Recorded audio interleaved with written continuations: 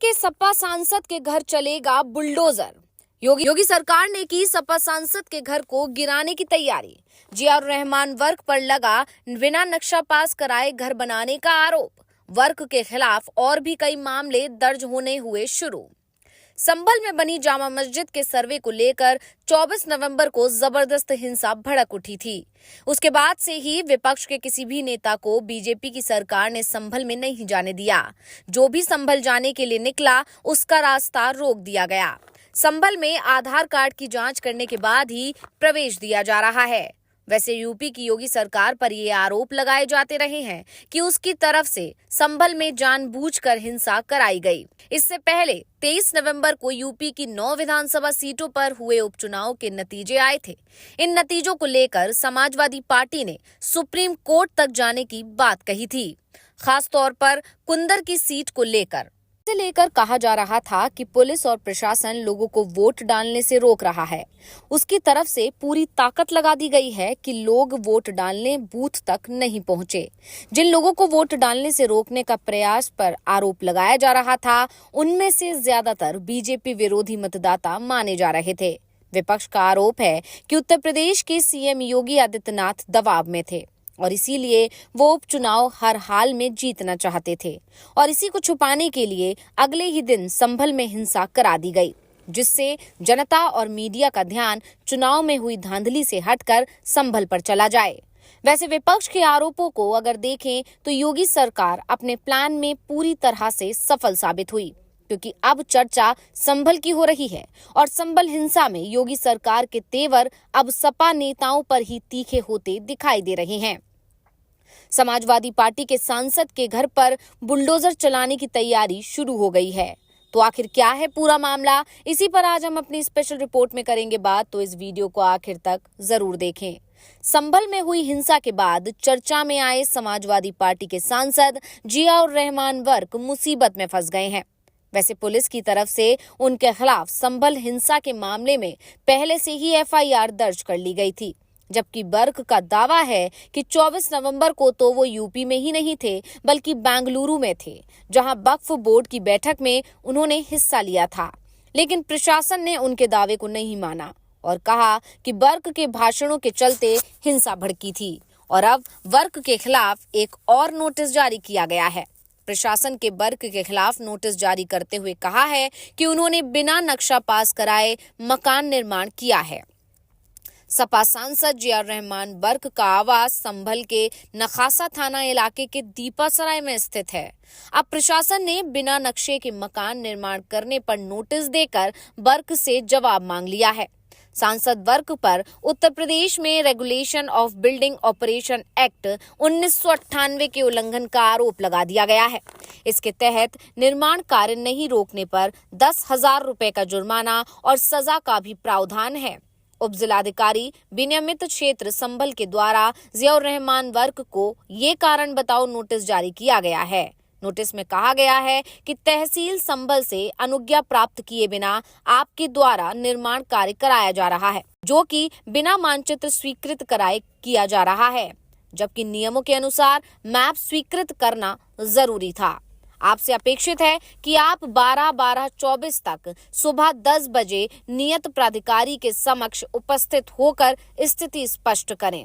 यानी अब 12 दिसंबर को उनको बुला लिया गया है और इसमें लिखा है कि आप उक्त तिथि को स्वयं अथवा किसी अधिकृत व्यक्ति द्वारा उपस्थित होकर कारण स्पष्ट करें। आपको ये भी सूचित किया जाता है कि आप तत्काल निर्माण कार्य को रोक दें और निर्माण कार्य रोके जाने की सूचना लिखित रूप से तत्काल इस कार्यालय को दें। आपको बता दें कि जियाउर रहमान वर्क की मुश्किलें लगातार बढ़ती जा रही हैं। पहले संभल में हुई हिंसा मामले में उन पर एफआईआर दर्ज हुई, फिर कार एक्सीडेंट केस में उनके खिलाफ शिकायत की गई है और अब बिना नक्शा पास कराकर निर्माण कार्य कराने के आरोप में नोटिस मिला है। कुछ माह पूर्व उनकी कार से हुए सड़क हादसे में एक युवक की जान भी चली गई थी।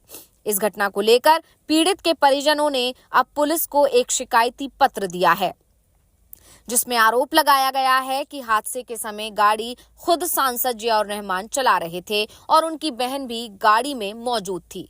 फिलहाल संभल जिले के एसपी कृष्ण कुमार विश्नोई ने इस शिकायत की पुष्टि करते हुए जांच शुरू करने की बात कही है। ऐसे में अगर जांच पड़ताल शुरू हुई और आरोप भी साबित हुए तो सपा सांसद मुश्किल में पड़ सकते हैं। पहले से ही पुलिस ने उन पर हिंसा के लिए लोगों को उकसाने की एफआईआर दर्ज कर रखी है। वैसे प्रशासन की तरफ से जो नोटिस जारी किया गया था वो बर्क को अंतिम समय पर मिला और इस समय संसद सत्र भी चल रहा है, जिस कारण से बर्क नोटिस का जवाब देने के लिए नहीं गए। लेकिन अब जल्दी ही बर्क की टीम की तरफ से प्रशासन को इस मामले में जवाब देने की तैयारी हो रही है। वैसे कहा जा रहा है कि अब बर्क योगी सरकार के निशाने पर आ गए हैं और कहा जा रहा है कि उनके खिलाफ अब दूसरे मामलों की फाइलें भी खुल सकती हैं। बर्क के साथ भी कुछ वैसा ही सलूक हो सकता है जैसा कि आजम खान के साथ हो रहा है। आजम खान को एक केस में राहत मिल पाती है, तब तक और 2 मामलों में उनकी मुसीबत बढ़ जाती है। तो जिस तरह से बर्क के खिलाफ अब मुकदमे दर्ज होना शुरू हो गए हैं, उससे ये साफ है कि आने वाला समय बर्क के लिए किसी भी सूरत में अच्छा नहीं माना जा सकता। जिस तरह से सरकार और प्रशासन का रुख तीखा होता जा रहा है, उससे सिर्फ बर्क ही नहीं बल्कि उनके समर्थक भी योगी सरकार के निशाने पर आते हुए दिखाई दे रहे हैं। वैसे कहा जा रहा है कि सुप्रीम कोर्ट के आदेश के बाद बुलडोजर एक्शन में कमी तो आई है, लेकिन यूपी में योगी सरकार का बुलडोजर अभी भी चल रहा है। संभल में ही हिंसा के ठीक 10 दिनों के अंदर ही कई जगह पर बुलडोजर चलने की खबरें आना शुरू हो गई थी। इसे लेकर जिला प्रशासन से सवाल भी किए गए थे कि जब सुप्रीम कोर्ट की तरफ से साफ आदेश दिया गया है कि किसी के घर पर बुलडोजर एक्शन से पहले उसे नोटिस देना होगा और ये नोटिस भी रजिस्टर्ड डाक से जाएगा और नोटिस में आरोपों की सुनवाई के लिए कम से कम 15 दिन का समय भी देना होगा, लेकिन 10 दिन बाद ही संभल में हुई बुलडोजर कार्रवाई पर सवाल भी उठाए गए थे। लेकिन अब तो सीधे सांसद के घर पर ही बुलडोजर एक्शन की तैयारी हो गई है। ऐसे में समाजवादी पार्टी की तरफ से आरोप लगाए जा रहे हैं कि योगी सरकार संभल में अपनी असफलता और पुलिस की ज्यादतियों को छिपाने के लिए इस तरह के हथकंडे अपना रही है। सपा सांसद की तरफ से तो लगातार शांति की अपील की जा रही है और हालात ये हो गए हैं कि संभल के सांसद को ही संभल में प्रवेश नहीं करने दिया जा रहा है।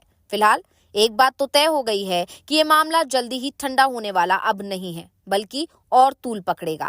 और जिस तरह से प्रशासन सख्त एक्शन की तैयारी में है और उस पर एक तरफा कार्रवाई का जो आरोप लगाया जा रहा है, उससे साफ है कि संभल में अभी शांति दिखाई दे रही है, वो कभी भी भंग हो सकती है। तो रिपोर्ट आपको कैसी लगी, हमें कमेंट करके अपनी राय जरूर दीजिएगा। इसी के साथ वीडियो को लाइक करें, वीडियो को शेयर करें और चैनल को सब्सक्राइब करना ना भूलें। हमें कमेंट करके अपनी राय जरूर दीजिएगा। इसी के साथ वीडियो को लाइक करें, वीडियो को शेयर करें और चैनल को सब्सक्राइब करना ना भूलें।